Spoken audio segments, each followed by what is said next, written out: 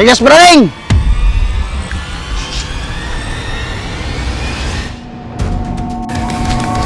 Halinin na at magsaya dahil ang Bakat Andres ay nandito na. Kwentong katatawanan na may kalokohan, yan ang kanilang samahan. Talagang pampawala ng stress pag nandidyan na si Bakat Andres.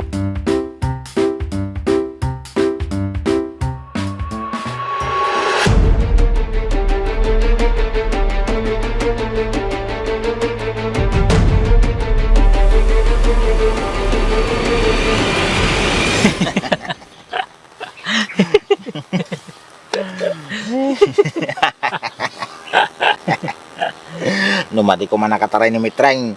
Baka nakabalyok ko man pala night. Tirikat lang, Franz. Nagipulong kinimanong na. Naspak kamay. Madimat siguro. Ang kumat nakamatan sunay. Ibagbagak laki niyam. Ang mumun Andres. Kabisadaw. Napigsama la tama na ajay. Galwad ka. Sige, muna akaw. Papanamon pala night.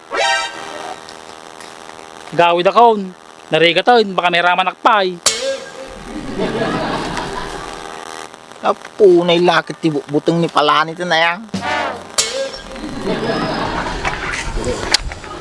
Hoy Andres! Saan ka pupunta? Wala.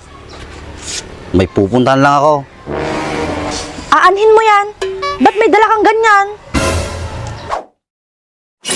May hahanapin lang akong kabayo. Patitinuin ko lang. Masyado nang malikot yung kamay eh. Kabayo? Eh, wala namang kabayo dito.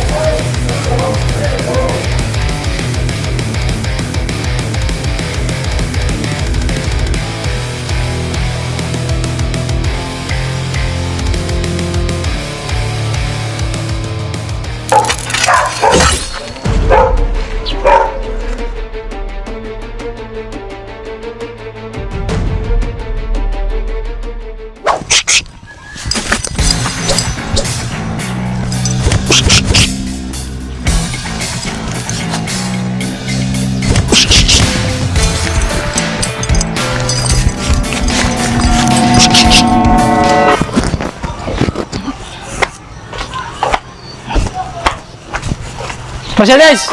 Saan ka pupunta? Kila Baak, kakamustahin sana si Dimsi. Tsaka nakita ko kanina si Andres. May dalang mahabang itak. Saan daw niya gagamitin yung itak, Mercedes? Ang sabi naman niya, may papatinuin daw siyang kabayo. Patitinuin? Kabayo? Lagot? Paktay tayo dyan. Anong lagot? Tsaka anong paktay na sinasabi mo dyan, Palanit? Ang tinutukoy ni Andres na kabayo ay si Franz. O bakit?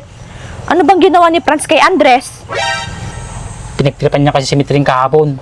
Muntik niyang kabayuhin. Hala, paano yan? Paano kung may gawin si Andres kay Franz? Tara, samahan mo ako, pigilan natin. Ay, nako. Mahirap na. Ayoko. May pagkawasak si Andres. Ikaw na lang. Hoy, Palanit! Naku, paano na to? Malaking gulo to.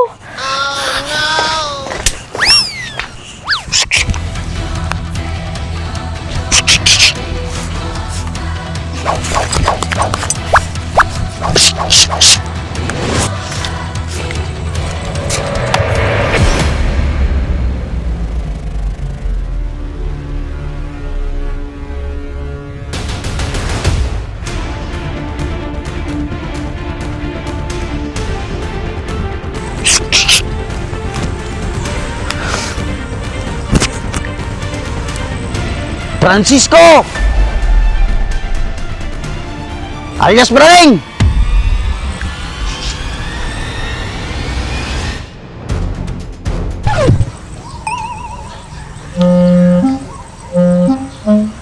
Francisco! Nagadungatalwam kamsat ko bay! Andres? Andres? Madim mga ulit-ulitin tanagang ka. Naggalas ka denggan. Apa yung inaramit mo kinatin ko ajay? Andres! Lulukok lang suna. Ang maraming kanya majay. Huli na ang lahat, Francisco. Nakuha mo na yung gigil ko.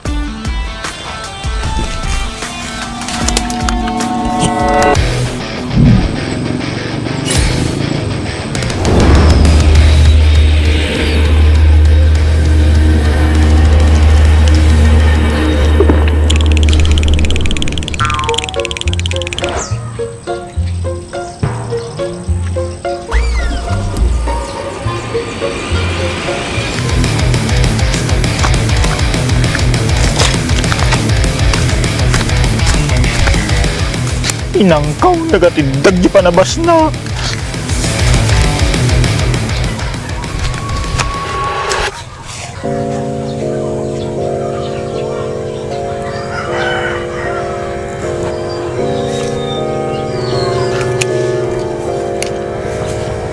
Andres, wag mo ituloy ang binabalak mo kay Franz. Huwag mo akong pakialaman, Mercedes. Wala kang kinalaman dito. Bitawan mo. Bitawan mo to. Isa. Andres, bitawan mo sabi! Bitawan mo! Bitawan mo, magkakaulap ka sa kanya. Bitawan mo na, O, di bitawan.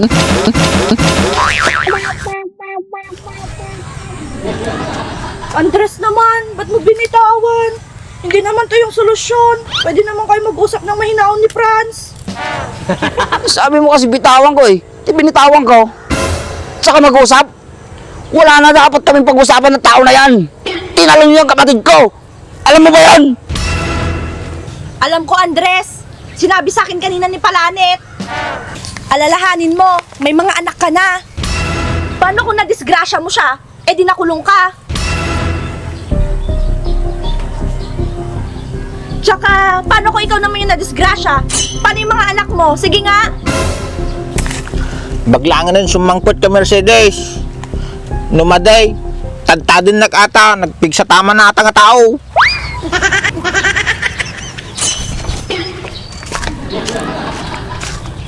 Andres, mag-usap kayo ng masinsinan para maayos yung problema nyo.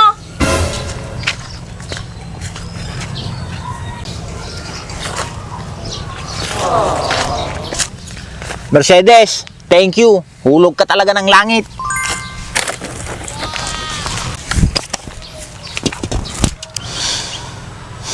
Hoy, ikaw naman, Franz, halika nga dito. Ano, takot ka? Gumawa ka ng kasalanan, tapos matatakot ka.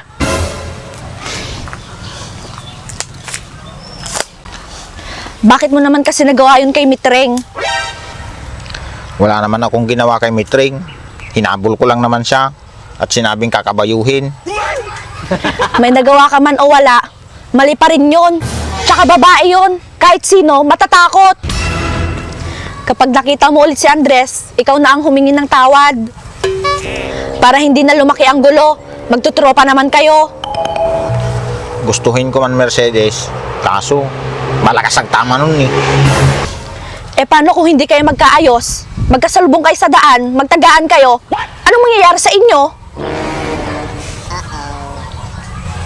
Huwag mo na uulitin yung ginawa mo ha, para wala ng gulo.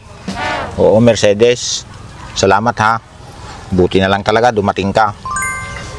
Huwag ka sa akin magpasalamat. Kay Palanit ka magpasalamat. Kung hindi ko siya nakasalubong, malamang sa malamang, naging sisig ka na ngayon. Kaya nga eh. O sige, dyan ka na. Sana naliwanagan ka sa mga sinabi ko sa'yo. Dapel la swerte nga basit ha. Maria Josep.